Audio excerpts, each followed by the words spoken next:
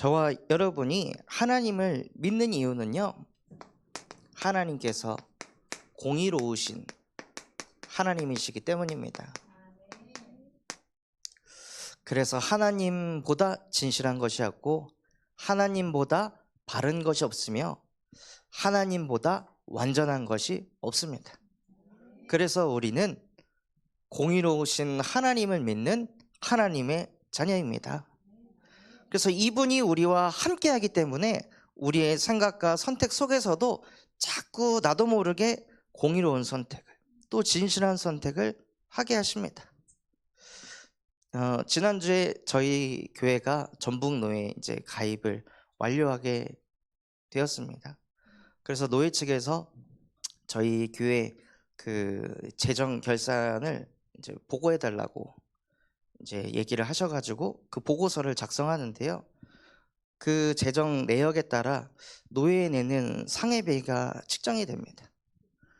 그래서 처음에 이렇게 쓰다가 이거 있는 그대로 다 쓰면은 상해비 때려맞는 거 아닌가? 막 이런 생각이 들어오니까 막 저도 모르게 조작하고 싶은 마음이 이렇게 드는 거예요. 그러다가 공의로우신 하나님이 나와 함께 하신다, 이 마음을 주셔가지고 그냥 정직하게 다 써서 냈더니 오히려 그쪽에서 이렇게 해도 되겠냐고, 이러면 이렇게 많이 나갈 텐데 여기에서 이건 빼고 저건 빼고 요건 빼셔도 된다. 그래서 알겠습니다 하고 또 진실하게 빼고 그래서 저희 교회가 이제 매달 상해비로 노회 20만 원씩 이제 지출을 하거든요. 그러니까 전북노회에 총 30개 교회가 있는데요, 저희 교회가 10번째로 높게 내고 있습니다.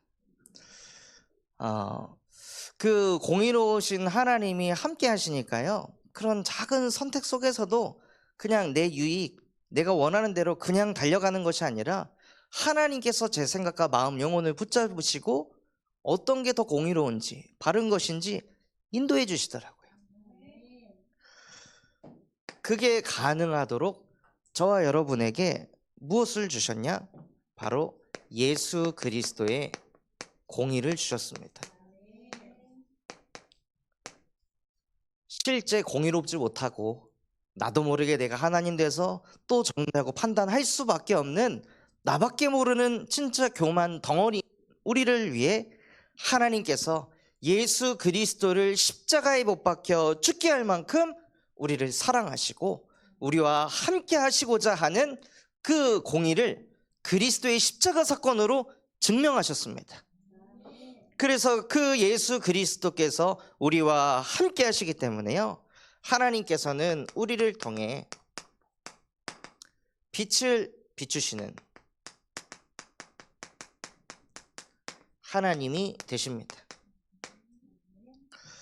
그래서 그 하나님께서 우리의 가정에, 우리가 살고 있는 지역에, 우리 미래에 모든 흑암을 무너뜨리고 생명의 빛으로, 창조의 빛으로 역사하셔서 세상의 빛이 되도록 우리를 축복하셨습니다. 그래서 지난 한 주간 의인에게 복이 있으리라 말씀하셨는데요, 진짜 의인에게 주신 복은 무엇이냐면 의인의 간구는 역사하는 힘이 큼이라. 그래서 의인은 기도할 수 있는 권세를 주셨습니다. 문제가 있고 어려움이 있으십니까? 그렇다면 의인의 간구는 역사하는 힘이 큼이라 말씀하신 그 말씀 붙잡고 하나님께 기도와 간구하시기 바랍니다. 하나님께서 정말 우리 많은 성도분들에게 자꾸 복을 주셔서 우리 박동환 지사님이 저희 교회 안에서 가장 비싼 차를 모시거든요. 5억이나 하는 그 비싼 차를 하나님께서 그 전기 버스를 새로 뽑아주셔가지고 이제 그거를 타고 운행을 하시는데, 그 운전 속에서도 그 차량에 의인이 타고 있기 때문에 하나님께서 복을 주셔서 이상하게 저 차는 무사고 차량, 아무 사건 사고도 일어나지 않는 그런 복된 운행이 되도록 기도해 주시기 바랍니다. 그래서 집사님께서 기도하고 계십니다. 우리 성도분들을 다 태워가지고 어느 코스를 이렇게 모셔가지고 라이드를 해주실지. 그래서 그 현장을 두고 기도해 주시기 바랍니다. 이번 한 주간에는요, 여호와의 싹이 아름답고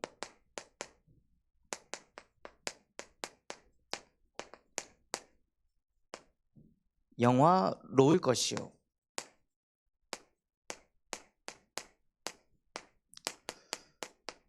라는 말씀 붙잡고 한 주간 인도받도록 하겠습니다.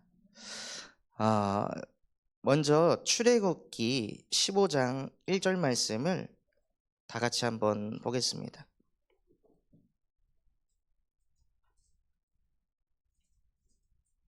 출애굽기 15장 1절 말씀입니다.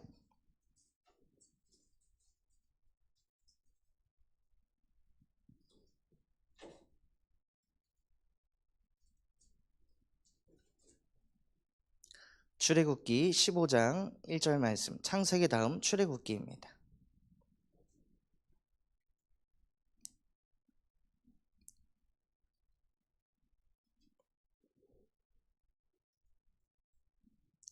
다 같이 합독해 보도록 하겠습니다. 이때에 모세와 이스라엘 자손이 이 노래로 여호와께 노래하니 일러스되 내가 여호와를 찬송하리니 그는 높고 영화로우심이요 말과 그 탄 자를 바다에 던지셨음이로다. 아멘. 우리가 믿는 하나님은 어떤 하나님이시냐면요, 영화로우신 하나님이십니다.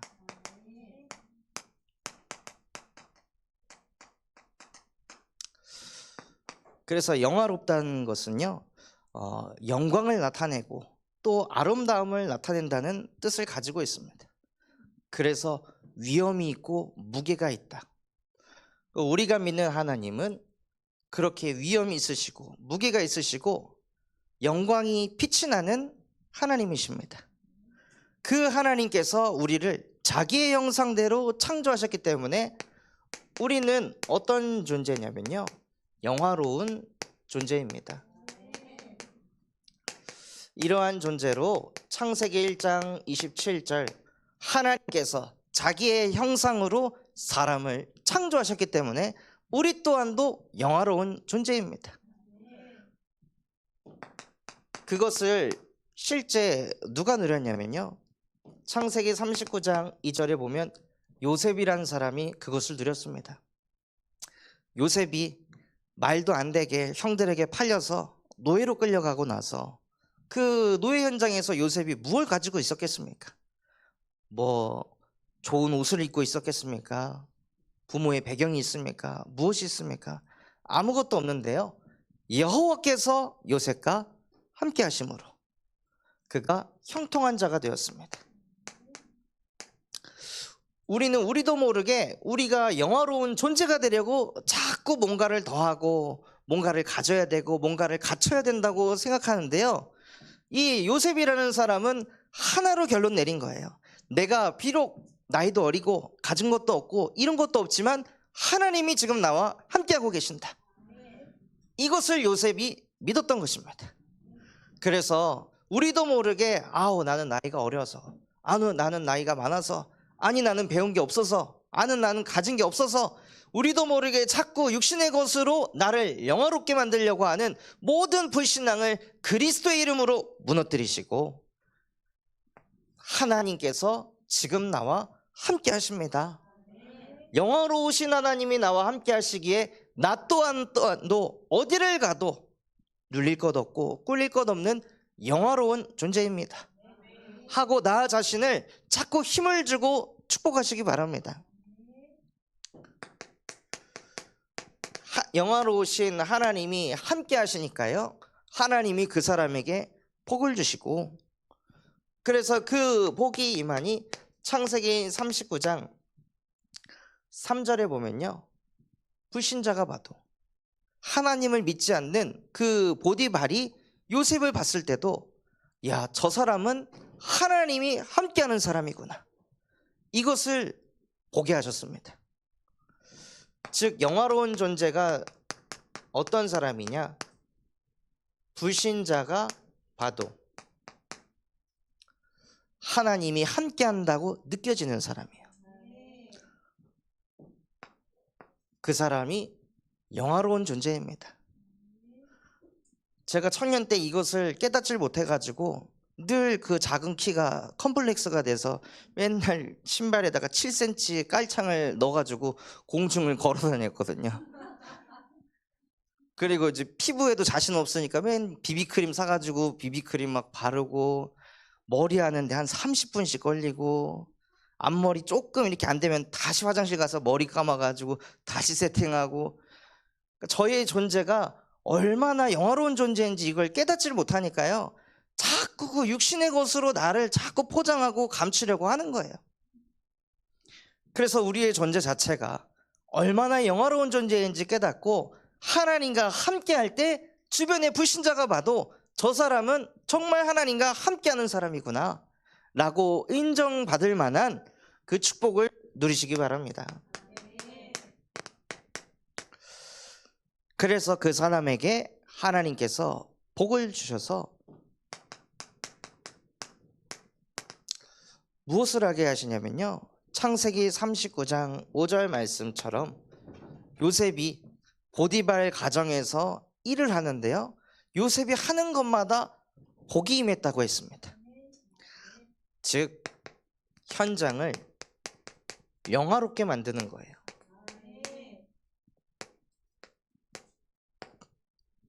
우리가 가는 모든 현장을 우리의 존재 자체가 영화롭기 때문에 우리가 현장을 가면 그 현장 또한도 영화롭게 하나님께서 만드십니다. 그 요양병원 현장 가면요, 알 수 없는 그 무거운 분위기가 있거든요. 그런데 이상하게 찬양만 하면, 찬양을 할 때 그 어떤 분은 또 화음도 넣으시고 주 나의 마음에 계셔 내 마음속에 하면 뒤에서 마음속에 하고 막 찬양도 하시고, 분명히 그 소프라노, 알토, 테너, 베이스 나누는 적이 없는데 찬양을 하면 다 막 음이 갈라져 가지고 나눠져서 4부 5부로 나눠져 가지고 막 하나님께 찬양이 되어지고. 근데 그렇게 찬양이 될 때요, 그 병원에 생기가 도는 거예요.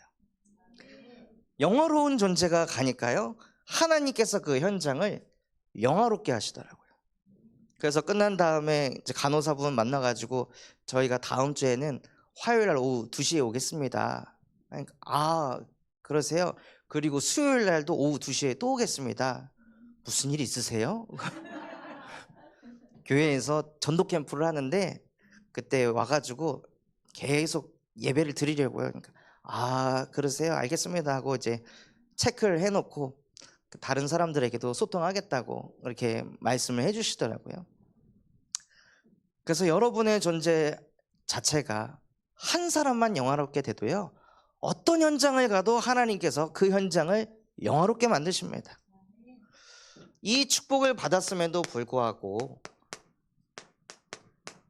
많은 사람들이 영화롭지 못한 인간으로 살아갑니다. 하나님께서 우리와 항상 함께 하신다고 약속하시고 언약하셨음에도 불구하고요, 우리도 모르게 자꾸 그 말씀에 불신앙하고 하나님이 나를 영화로운 존재라고 축복하셨음에도 불구하고 그 말씀이 안 믿어져서 자꾸 내가 또 뭔가를 만들어내는 거예요. 자꾸 또 나도 모르게 수고하고 자꾸 또 내가 영화롭게 되려고 발버둥을 치는 거예요. 그래서 하나님 말씀에 불순종해서 모든 사람이 죄 가운데 빠지게 되고, 또 에스겔 28장 15절에서 19절에 보면요, 너 지키는 그루바, 네가 왕래가 많고 네가 완전하여 네가 자꾸 영화롭게 되니 네 마음에 악이 가득하게 되었도다. 원래는 천사였던 이 존재가요, 자꾸 자꾸 자기가 일을 많이 하고 자기가 자꾸 드러나고 자기가 자꾸 영광을 받고 영화롭게 되다 보니까 자기도 모르게 마음이 교만해지고 오만해져서 악을 품게 되고 내가 하나님보다 영광받고 싶다, 그 마음이 들어가서 이 존재가 이 땅으로 내쫓겨졌습니다. 그 존재를 성경에서는 사단이라 말합니다. 이 흐름이요, 인간 속에도 똑같이 들어가 있는 거예요. 자꾸 자기가 일을 하고 뭔가 성과를 내면은 내가 잘한 것처럼, 내가 이룬 것처럼 나도 모르게 그 생각에 사로잡혀 가지고 어떤 상태에 놓이게 되냐면요, 로마서 1장 21절에서 23절 말씀처럼 하나님을 알되 하나님께 감사하지도 않고, 감사하지 않으니 항상 마음에 불평만 불만만 가득한 상태로 삶을 살아가는 거예요. 이것도 내가 해야 되네, 이것도 나보고 하라고, 언제까지 내가 이런 걸 다 해야 돼, 왜 나만 이거 해야 돼. 그러니까 본인도 모르게 자기가 영화로운 일을 자꾸 하다 보니까요, 모든 영광을 내가 받고 나중에는 내가 하나님이 돼서 모든 문제를 내가 책임지려고 하는 거예요. 그래서 영광 받을 때는 좋았는데 그걸 계속 하니까 마음에 자꾸 불평 불만이 쌓일 수밖에 없는 거예요. 그러니 마음이 어두움이 오게 되고 스스로 지혜롭게 여기지만 어리석게 된다 말씀하셨습니다.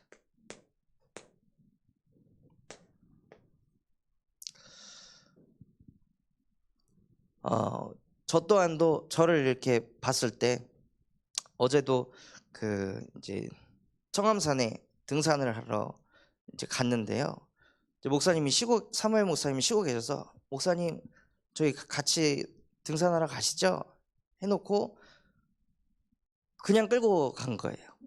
얼마나 걸릴지 얘기도 안 해주고 다 도니까 3시간 반이 걸렸는데, 그래서 계속 또 사모도 처음 이제 오랜만에 등산하는데 그러면은 좀 생각을 하고 이 코스는 좀 힘들다 이런 거를 좀 생각해야 되는데, 필립이 메고 운동할 생각에 마음이 설레어가지고 아무 배려를 못하고 그냥 혼자 가는 거예요. 혼자 가다가 나중에는 체력이 떨어지니까 나라도 빨리 가야겠다 하고 두 사람 다 내버려치고 혼자서 막 나중엔 사모한테 전화 와가지고 우리 둘만 놓고 가면 어떡하냐고.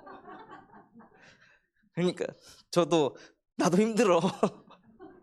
왜 그렇게 사서 고생을 하냐. 그러니까 스스로 지혜 있으나 너무 어리석게도 배려도 못하고 그냥 혼자 뜨거워가지고, 나중에는 목사님이 사모한테 봉우리가 하나가 더 있으면 이젠 난감한데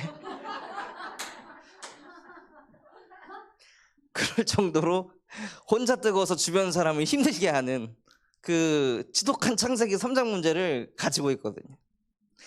근데 이걸 가지고 있는데 중요한 건 무엇이냐면요, 그 문제 속에 있는데 하나님께서 그들의 마음의 정욕대로 내버려 두사 하고 그냥 방치해 버리신다는 거예요. 그래서 우리도 모르게 이 속 안에서 자꾸 삶을 살아가는데요, 뭐가 문제인지를 모르니까 갱신이 안 되고 고쳐지질 않으니까 갈등이 끊임없이 일어나고, 그러니 우리도 모르게 어떤 운명 사주팔자에 갇혀있다는 느낌을 계속 받으니까 시달릴 수밖에 없는 거예요. 그래서 하나님께서 우리에게 그리스도의 영광을 비추게 하셨습니다. 고린도후서 4장 6절에 어두움에 빛이 있으라 말씀하신 그 하나님께서 예수 그리스도의 얼굴로 하나님의 영광의 빛을 보게 하셨느니라. 그 빛을 우리의 마음속에 비추게 하셨느니라. 수많은 사람들이 영적으로 방치가 돼서 무너져가고 있는데 하나님의 은혜로 말미암아 지금 이 시간 예배하는 우리의 마음속에 생각 속에 하나님께서 그리스도를 통해 우리의 마음에 빛을 비추셨다는 거예요.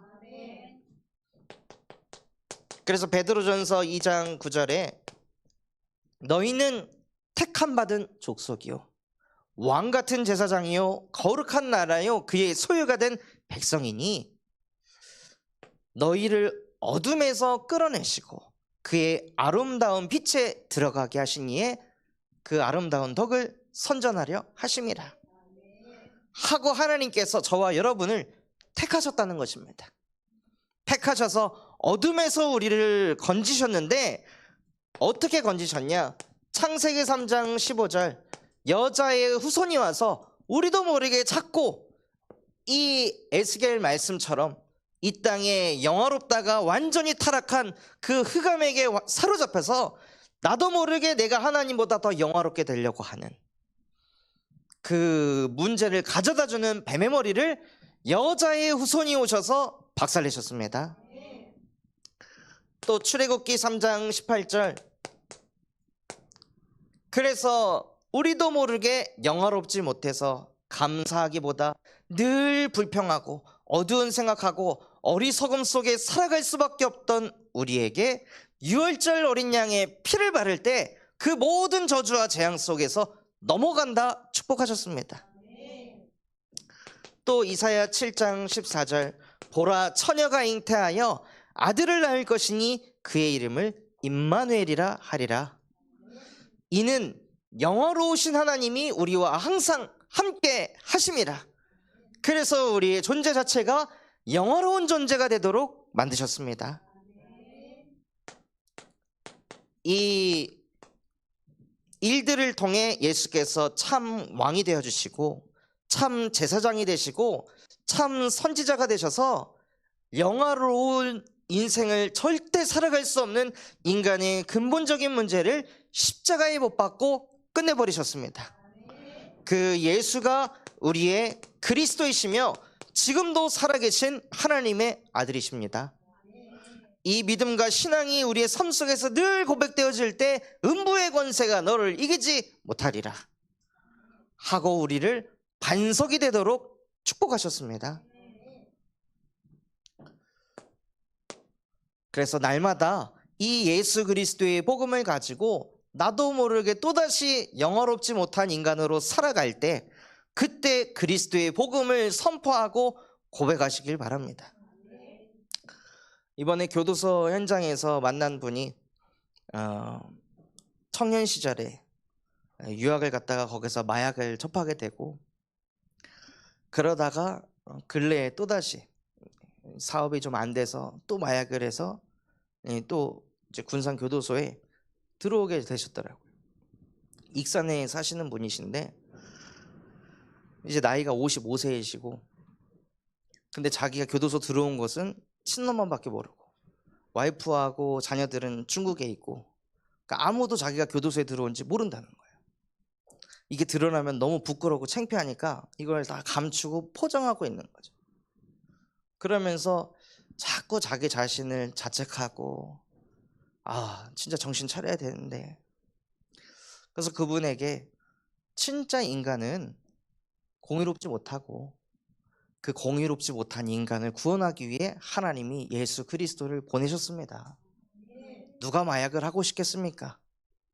늘 불평, 불만 그래서 행복이 없는 사람이 마약을 하지 않겠습니까? 만족이 없으니까 자꾸 마약을 하지 않겠습니까? 그 만족은 그 행복은 하나님과 함께 할 때 가질 수 있습니다. 교도소 나온다고 문제 해결되는 게 아니라 당신이 예수 그리스도를 통해 하나님과 함께하는 그 축복을 가져야 합니다. 하고 복음을 얘기하는데 막 눈이 너무 갈급하게 말씀을 사모하고 받아들이게 하시더라고요. 그러니까 현장은요 정말로 영화로우신 하나님을 만나지 못해서 영화롭지 못한 자기 자신을 보면서 늘 자책하고 자경계에 빠져서 죽어가는 사람들이 너무나도 많다는 거예요. 그래서 하나님께서는 그 현장을 살리기 위해 우리를 성장시키는 하나님이 되십니다. 우리를 성장시키기 위해 하나님께서 무슨 응답을 주려 하시냐? 24시 하나님과 함께하는 응답을 주려 하십니다. 출애굽기 2장 1절에서 3절 말씀에 보면요, 요게벳이라는 어머니가 아들 모세를 낳게 됩니다. 낳고 보니 너무 잘생겼고, 근데 그 시대적 배경은 이스라엘 백성들이, 히브리인들이 아들을 낳으면 다 죽여야 되는 그런 상황에 있었거든요. 그때 석 달 동안 자기 품에서 키우고 있다가 더 이상 숨길 수 없게 되었을 때, 즉 한계를 만나게 되었을 때, 그때 요게벳이 자기의 그 핏덩이 같은 아들을 강가에 띄어보냅니다. 띄어보내고 나서 정상적인 부모라면 하나님께 드립니다 하고 드리고 자기 일 하겠습니까? 계속 생각하지 않을까요? 하나님, 저 아이 하나님께 맡겼는데 강물이 범람하지 않게 하시고, 혹시 거기에 또 사나운 맹수가 있지 않게 하시고, 혹시 뭔가에 물려가지고 아이가 죽지 않을 수 있도록 하나님 지키시고 보호해 주세요 하고 얼마나 수시로 무시로 계속 기도했을까요? 한계를 만난 것 같지만 사실 그 한계에 자기가 아무것도 할 수 없다는 걸 하나님께서 깨닫게 하셔가지고 24시 하나님과 함께 할 수 있는 은혜를 주신 거예요. 많은 사람들이 한계 만났을 때 다 어디로 가냐? 어둠으로 끌려가서, 왜 나에게 이런 문제가, 도대체 나보고 어떻게 하라고, 자꾸 이런 그 한계를 만났을 때 그 생각에 사로잡혀서 무너져 가는데요, 저와 여러분은 한계를 만났을 때 무슨 응답을 받으시냐? 24시 하나님과 함께 하라고 나에게 은혜를 주셨구나. 하나님, 내 수준, 내 생각 가지고 염려 걱정하지 않게 하시고 영원하신 하나님께서 나와 함께하는 것을 보게 하여 주시옵소서 하고 기도하면서 응답 받으시기 바랍니다. 사무엘 목사님과 저기 광주에 한 청년을 사역하러 갔을 때 광주에 있는 전북대학교 병원 앞에서 식사를 했었거든요. 근데 제가 거길 두 번째 갔는데, 첫 번째 갔을 때가 이제 필리비가 나온다고 해가지고 광주에 있는 그 앞에 모텔을 잡고 혼자 그 모텔방에서 무릎 꿇고 처절하게 기도하고, 또 병원에서 갑자기 뭐 이제 입원할 수 있는 병실이 나왔으니 뭘 준비해서 몇 시까지 와라 하고 또 연락을 받아가지고 혼자 막 그 시장을 뛰어다니면서 기도하고 부르짖고 했던 그게 저한테 오더라고요. 그때 24시 계속 하나님께 부르짖고 기도했던 그것이 그냥 사라지는 것이 아니라요, 그대로 제 안에 쌓여 있는 거예요. 그래서 그때 하나님이 제 마음을 지키시고 사모의 마음을 지키시고 필리비를 지켜주셨던 것, 다시 기억나면서 또 하나님께 감사하게 되고, 또 그것을 그 청년에게도 또 포럼하게 하시고, 그래서 우리가 한계를 만난 그것이 우리에게 저주고 재앙이고 고통이 아니라요, 하나님과 24시 함께 할 수 있는 축복인 줄 믿습니다. 그래서 그 응답받은 사람들이 순회 캠프를 하는 거예요.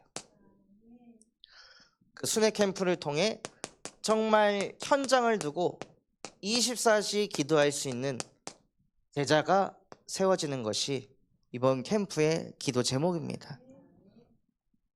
그래서 우리 성도분들이 하나님이 주신 그 연장을 두고 24시 기도할 수 있는 제자로 서도록 기도해 주시기 바랍니다. 이번 순회 캠프 때 교도소 현장에 지금 안양 동북교회 그 전도팀이 면회 신청도 10명을 다 해놨습니다. 그래서 화요일 날 5명, 수요일 날 5명 가서 이제 면회해서 복음 전하고, 또 요양병원 현장도,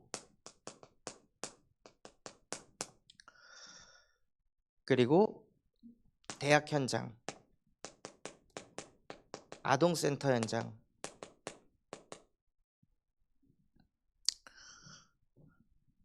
그리고 저희 교회 대형마트에서 근무하시는 우리 중직자분들의 현장, 그리고 치유 현장과 팀 사역이 필요한 현장들에 그리고 그 동북교회에서 54명이 오시거든요. 근데 저희가 참석한 이는 한 10명 정도 돼요.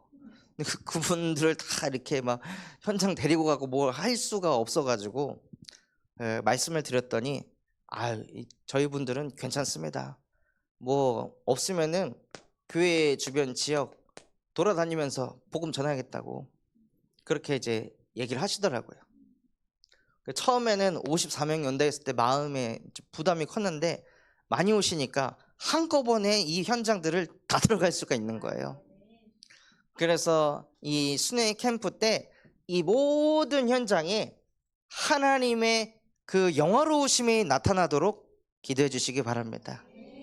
그래서 곳곳에서 예배할 때 이 군산 지역 전라북도를 사로잡고 있는 흑암이 무너지고 하나님의 나라 임하도록 기도해 주시기 바랍니다. 우리가 24시 하나님과 함께 할 때요, 하나님께서는 우리에게 25시의 역사로 함께 하십니다.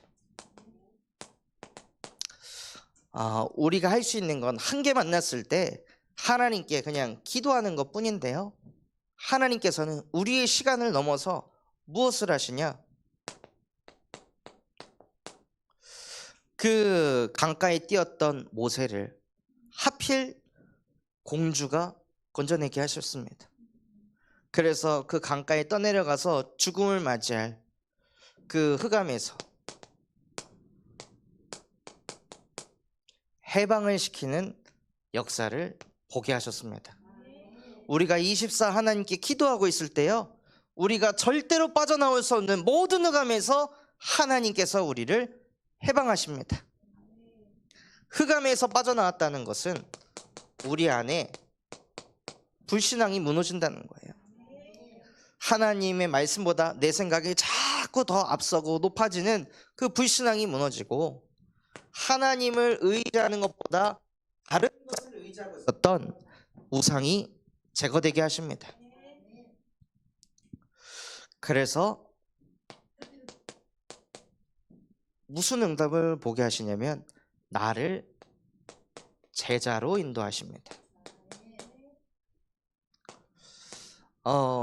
요게벳이 모세를 강가에 띄어 보내고 그 모세가 떠내려 가다가 공주가 그것을 건져내고 또 그 소식을 듣게 되고 또 젖먹일 사람을 또 구하게 돼서 자기가 그 현장에 가게 되었을 때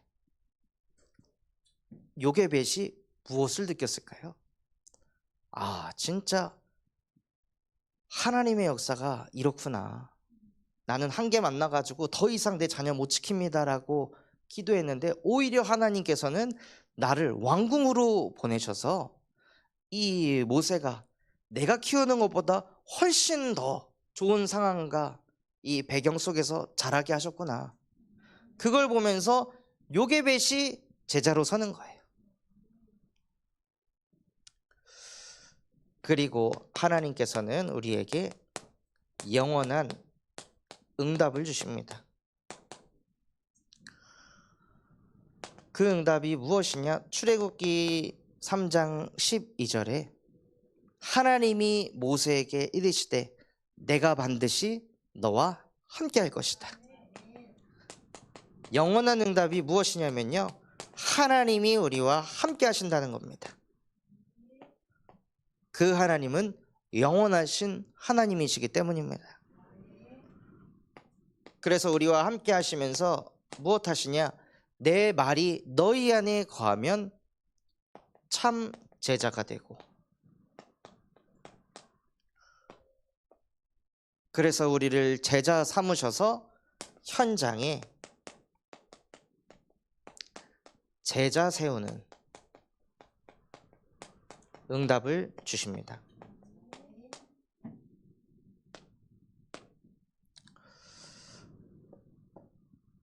감사하게도 교도소 현장에 전에는 이제 복음 듣고 은혜 받고 그런 분들만을 이렇게 만나다가 이제는요, 어떤 분들을 하나님께서 만나게 하시냐면 아침에 눈을 뜨면 15분 기도하고 밤 9시에 20분 기도하는 그런 사람을 만나게 하시는 거예요. 근데 그 기도의 기도 제목이 무엇이냐? 저를 위해 기도하시고 또 함께 동역하는 권사님을 두고 기도하시고 군산 참소망교회를 두고 매일 기도하신다는 거예요. 갇혀있는 사람이 자기를 위해 기도해달라고 하는 게 아니라 갇혀있는 사람이 밖에 있는 사람을 축복하며 기도하고 있다는 거예요. 그럴 정도로 하나님께서는 현장에 제자를 세워가십니다. 그래서 이번 캠프에 현장에 제자가 세워지는 응답이 있도록 기도해 주시기 바랍니다. 이번 한 주간에 여호와의 싹이 아름답고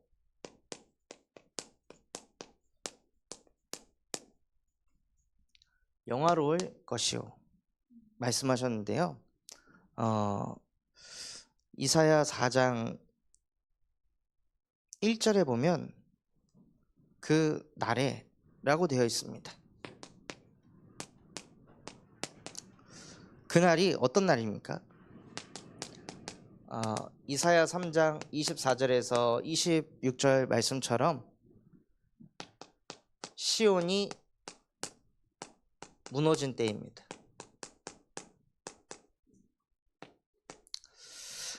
너희의 장정들은 칼에 무너지게 될 것이다. 그래서 남자들이 전쟁에 나가서 다 죽게 된 거예요. 다 죽게 되니까 여자들이 여자 7명이 한 남자한테 가서 당신의 성을 내가 쓸 수 있도록 만들어줘라. 남자가 없으니까 여자 7명이 남자 1명하고 결혼을 할 수밖에 없는 그런 시대가 오게 된 거죠. 그러니까 완전히 사회가 붕괴가 된 거예요.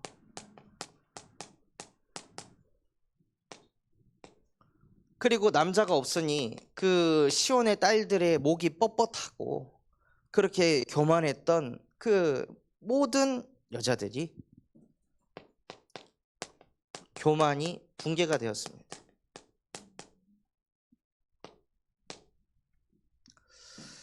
그날이 완전히 그 시온이라는 지역이 무너진 때입니다. 그때 여호와의 싹이 아름답고 영화로울 것이요. 사람들은 이제 우리 지역은 망했다라고 생각하는 그때가 여호와의 싹이 아름답고 영화롭게 된다 말씀하셨습니다. 그 여호와의 싹이 무엇이냐? 그게 바로 그리스도이십니다. 그때 예수가 그리스도 되심을 체험할 때라는 거예요. 모든 것이 무너지고 붕괴되는 그때가 예수가 그리스도가 될 때라는 것입니다. 그래서 그리스도가 얼마나 아름답고 얼마나 영화로운 존재인지 그것을 깨닫고 누릴 그때입니다. 그리고 그렇게 그 지역이 무너져 있을 때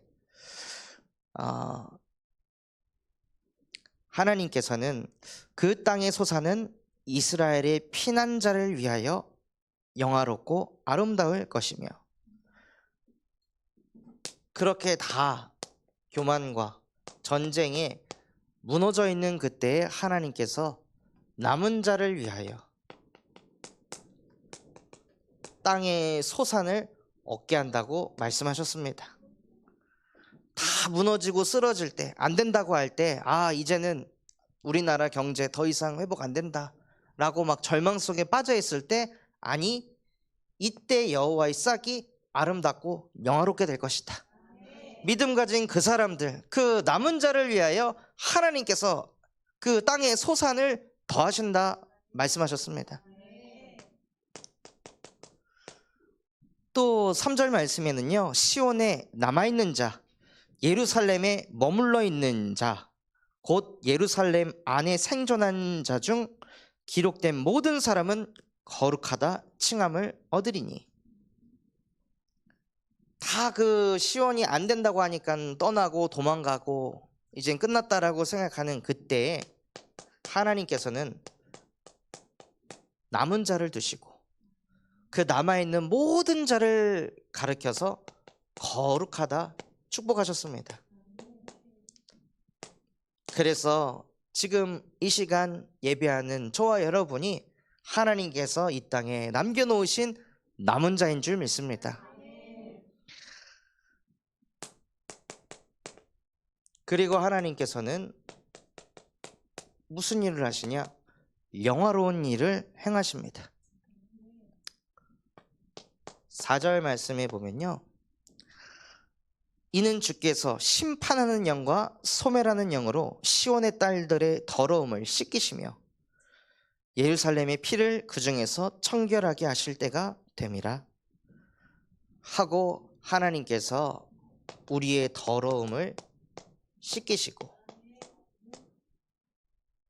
하나님께서 우리의 피를 그 중에서 청결하게 하신다 말씀하셨습니다. 절대 영화로울 수 없었던 우리를, 죄 가득하고 교만하고 감사 없고 늘 불평불만하고 스스로 지혜롭게 여기는 어리석은 우리의 죄를 예수 그리스도의 보혈로 씻으시고 우리의 그의 피로 청결하게 만드셨습니다. 또 5절에는 여호와께서 거하시는 온 산과 모든 지폐 위에, 그래서 이번 주 진행되는 캠프 예배 위에 그 예배를 낮에 하면 구름과 연기로, 그 예배를 밤에 하면 화염의 빛으로 만드시고 그 모든 영광 위에 덮개를 두신다 축복하셨습니다. 그래서 캠프 때 누구는 아침에만 참석할 수 있고 누구는 밤에만 참석할 수 있고 아무 상관없다는 거예요. 그래서 다 참석하지 못하시는 거에 있어서 뭔가 조금이라도 눌리거나 눈치 보지 않으셔도 상관없습니다. 하나님께서는 낮에 하든 밤에 하든 우리와 함께 하시며 영광을 나타내신다 말씀하셨습니다. 또 6절에는 초막이 있어 낮에는 더위를 피하는 그늘을 지으시고, 그래서 우리의 무엇이 되시냐? 우리의 피난처가 되십니다. 또 풍우를 피하여 숨는 곳이 되리라. 그래서 하나님은 우리의 안식처가 되어주십니다. 이러한 영화로운 일을 행하신 하나님은 영화로운 하나님이십니다. 그 하나님께서 우리에게 여호와의 싹을 심으셨는데요, 그 싹으로 인해 무슨 응답을 받게 하시냐면 그 중에 10분의 1이 아직 남아있을지라도, 밤나무 상수리 나무가 뱀을 당할지라도 그것마저 황폐하게 될 것이나, 밤나무 상수리 나무가 아무리 뱀을 당해도 그루터기는 남아있으리니 이 땅의 거룩한 씨가 그루터기니라 하고 하나님께서 우리를 그루터기라 축복하셨습니다. 그래서 이 땅의 남은 자요 하나님이 우리를 렘넌트로 축복하셨습니다. 그래서 어떤 상황 속에서도 흔들리지 않고 무너지지 않고 오히려 한계 만나 무너질 때, 이때 여호와의 싹이 나타날 때다. 이때 여호와의 영광이 나타날 것이다. 그래서 나는 나를 믿지 않고 내 속에 여호와의 싹을 심으신 그리스도를 붙잡겠습니다 하고 그리스도와 함께 하시는 인생 되시기를 예수 그리스도의 이름으로 축원합니다. 받은 말씀 붙잡고 합심해서 기도하겠습니다.